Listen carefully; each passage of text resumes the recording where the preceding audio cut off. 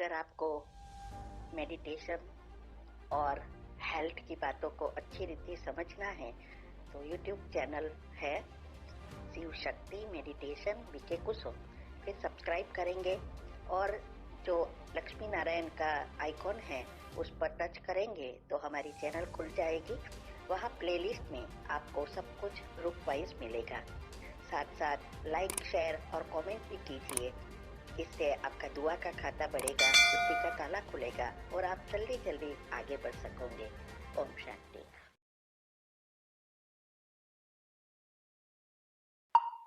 ओम शांति। आपका प्रश्न है, आज मुरली में आया करोड़ों आत्माओं में से 8 मुख्य निकलते हैं, फिर 108 की माला बनती है, फिर है 16,000। यह भी भीति दी जाती है पुरुषार्थ करने के लिए। वास्तव में 16,000 है ही नहीं, माला है 108 की। ऊपर फूल, फिर युगल दाना, नंबरवार विष्णु की माला बनती है। पुरुषार्थ कराने के लिए कितना समझाया जाता है। तो इसमें प्रश्न यह है कि वास्तव में 16,000 है ही नहीं, माला 108 की है, ये समझना है।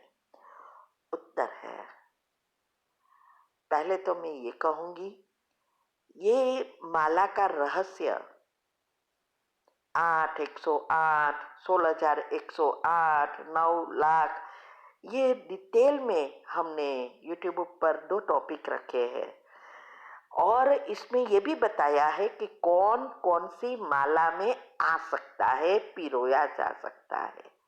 वो अच्छी रीति समझो और चेक करो आप कौन सी जगह पर हो।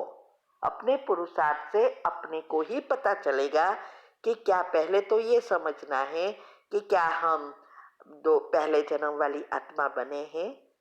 33 करोड़ तक का हमने बताया है, तो वो आप सुनो।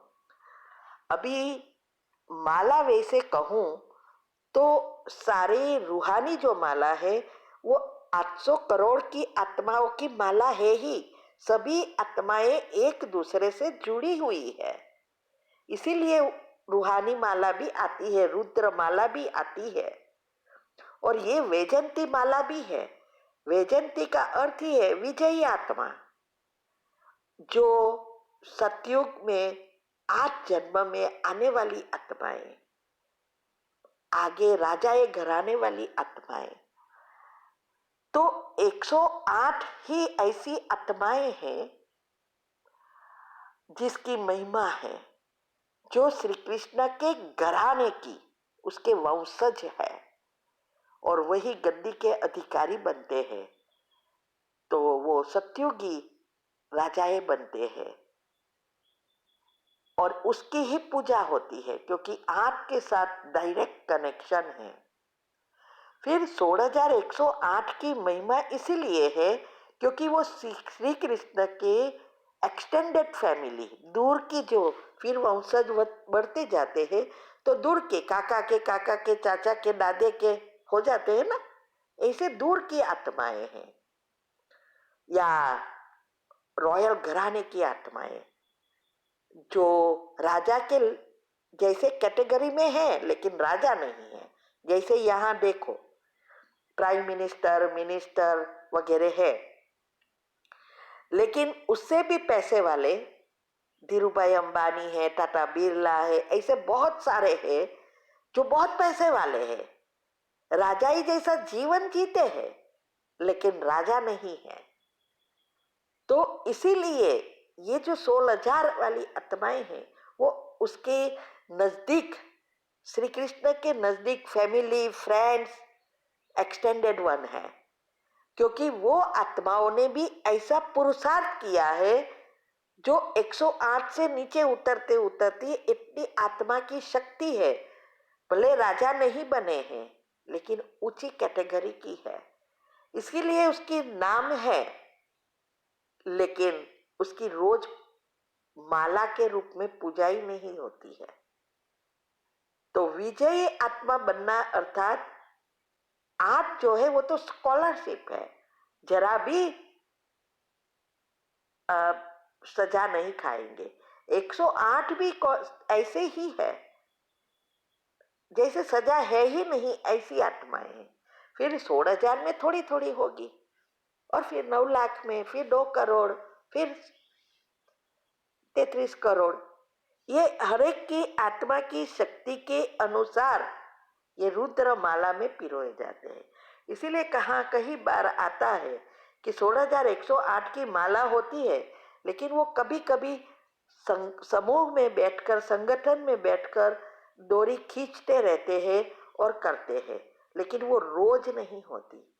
तो जिसकी पूजा रोज होती है वो आत्मा इस सृष्टि पर या ये सृष्टि के लिए इतना किया है जिसकी रोज अभी भी आत्माएं उसको याद करती है।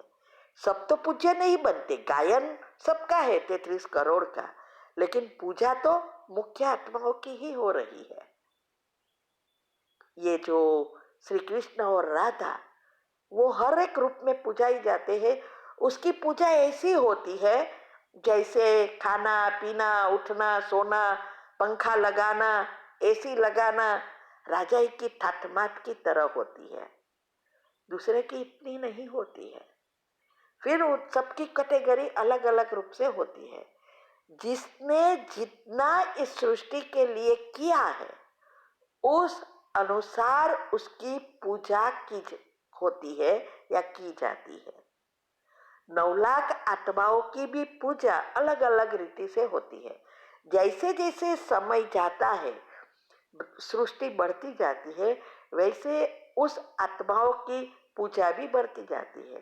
पहले तो शिव की ही होती है ना, बाद में राधे कृष्ण की, फिर राम सीता की, ऐसे ऐसे जो जितने परसेंटेज वाली आत्माएं हैं उसने उतना ही ज्यादा किया है सृष्टि के लिए, उस अनुसार उसकी पूजा होती है। और जैसे जैसे अभी कलयुग का अंत आ गया है, आप देखते हैं गली गली में कोई झाड़ पर होती है पूजा करते हैं, कोई रास्ते में बीच में मंदिर छोटा बनाकर, कोई फोटा रखकर पूजा कर लेते हैं, कोई खेत में पूजा करते हैं, किसी की रोज होती है, किसी की कभी कभी होती है, किसी की महीने में एक बार होती है, किसी की त्योहारों पर ही होती है, और किसी की साल में एक बार होती है, वो है कुल देवी की। हर एक 9 लाख आत्माएं कुल देवी है, उसकी एक साल में एक बार तो करते ही है। नैवेद्य चलाते हैं, श्रीफल को परिवर्तन करते हैं, उसका फोटा नहीं है लेकिन श्रीफल के रूप में लोटे के ऊपर रखकर कुल देवी के रूप में पूजा करते हैं। तो ये सारा खेल जो होता है हमारा पुरुषार्थ के ऊपर निर्भर है, और इसीलिए आज 5 तत्व की भी पूजा होती है, क्योंकि तत्व ने भी सृष्टि के लिए या सृष्टि चलाने के लिए बहुत कुछ किया है, और इसकी वजह से वो भी अभी तमो प्रधान बन गई है। और इसीलिए कहते हैं कि उसको भी सकाश दो, क्योंकि वो तो पुरुषार्थ नहीं कर सकते। पुरुषार्थ इस विश्व में ये मनुष्य आत्मा ही कर सकती है, क्योंकि मन बुद्धि उसके पास है, उसको समझ है, और इसमें भी देवी आत्माएं ही पुरुषार्थ कर परिवर्तन कर सकेगी। बहुत गुह्य राज है। अगर आपको राज को और ही समझना है, यूट्यूब पर हमने बहुत राज रखे हैं। आप चैनल पर जाएंगे, ग्रुप वाइज सब रखा है, साइंस अनुसार, भक्ति, शास्त्रों, कुंडलिनी, चक्र, सब ज्ञान से जुड़ा है, और इससे ही हमारा बुद्धि का ताला खुला है। और ये कैसे करना है वो भी बताया है। तो ये सारी बातों को अच्छी रीति समझना है, और हमें हमारे पुरुषार्थ को, ईश्वरीय नशा को बढ़ाना है, और विधि अपनाएंगे तब ही सिद्धि मिलेगी। विधि के बिना कभी भी सिद्धि नहीं मिलती। इवन स्थूल चीजों में भी, पूजा पाठ में सिद्धि उनको ही मिलता है जो विधि से करता है। और पहले के जमाने में इतनी पुजाई पाठ दिखाई नहीं देता था, इतने बड़े बड़े मंदिर नहीं थे, लेकिन फल बहुत जल्दी मिल जाता था। और आजकल फल जैसे मिलता ही नहीं है, काम होता ही नहीं है। इसका कारण मन बुद्धि एकाग्र नहीं है, विधि सही नहीं है। तो विधि अपनाओ, ठीक है। ओम शांति।